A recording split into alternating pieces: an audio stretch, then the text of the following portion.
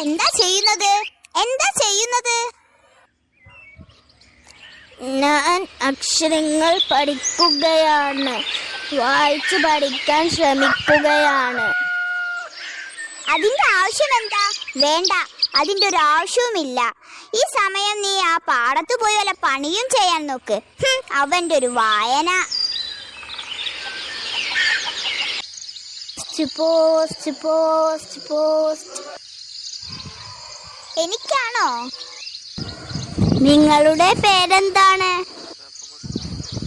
നീ ഇപ്പോൾ എന്തിനാ എന്റെ പേരറിയുന്നത്? ഒരു കത്തുണ്ട്, അത് നിങ്ങൾക്കാണെന്നറിയാനാ.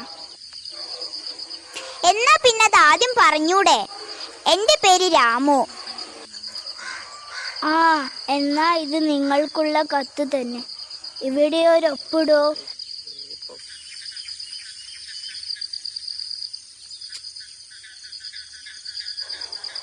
ആ, ഒപ്പിടാനൊന്നും അറിയില്ലല്ലേ?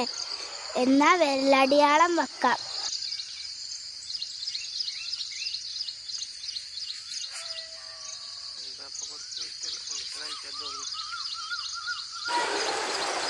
ഇതിലെന്തായിരിക്കും?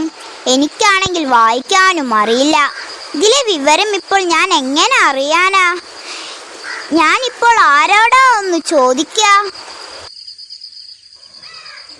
ഇവിടെ വന്നേ, ഇതൊന്ന് വായിച്ചു തരുമോ? ആ, നോക്കട്ടെ. എനിക്കിപ്പോൾ ഇത് വായിക്കാനൊന്നും സമയമില്ല. അല്ലെങ്കിലും എനിക്ക് പകൽ വ്യക്തമായിട്ടൊന്നും കാണാൻ കഴിയില്ല. ഞാൻ വേണമെങ്കിൽ വൈകുന്നേരം വായിച്ചു തരാം. ബാബു, ഇതൊന്ന് വായിച്ചു തരുമോ?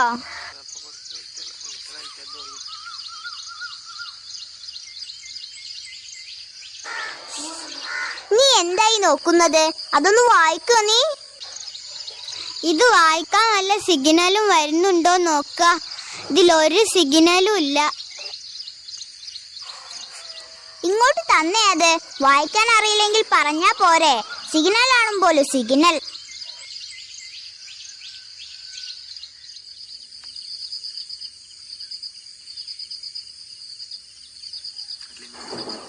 ദൈവമേ, ഒന്നും മനസ്സിലാകുന്നില്ലല്ലോ. എനിക്ക് എഴുത്തും വായനയും അറിയാത്തത് ഇയാളോട് എങ്ങനെ പറയും? തൻവി, നിനക്കും ഇതിൽ എഴുതിയത് പറഞ്ഞു തരാൻ അറിയില്ലേ? ഇപ്പോൾ ഞാൻ ആരോടാ ഒന്ന് ചോദിക്കുക? എന്താണച്ചാ? ഞാനൊന്ന് നോക്കട്ടെ. എന്നാ നോക്ക്. എന്താ അതിലുള്ളത്? നിനക്ക് വായിക്കാനും എഴുതാനും വല്ലതും അറിയോ? എനിക്ക് വായിക്കാനൊക്കെ അറിയാം. അച്ഛൻ അറിയാതെ ഞാൻ പഠിക്കാറുണ്ടായിരുന്നു. അച്ഛൻ ഒരു കാർഷിക ലോണിന് അപേക്ഷിച്ചിരുന്നില്ലേ? അത് ശരിയായിട്ടുണ്ട് എന്ന് കാണിക്കുന്ന കത്താണിത്. ഒന്ന് പോടോ, വായിക്കാനും അറിയില്ല എന്നിട്ട് ഓരോ കാരണങ്ങളും പറഞ്ഞു നിൽക്ക. നീ എന്നോട് ക്ഷമിക്ക്. ഇനി ഒരിക്കലും അച്ഛൻ പഠിക്കരുത് എന്ന് പറയില്ല. വായിക്കാൻ അറിയാത്തതിൻ്റെ ബുദ്ധിമുട്ട് എനിക്ക് മനസ്സിലായി.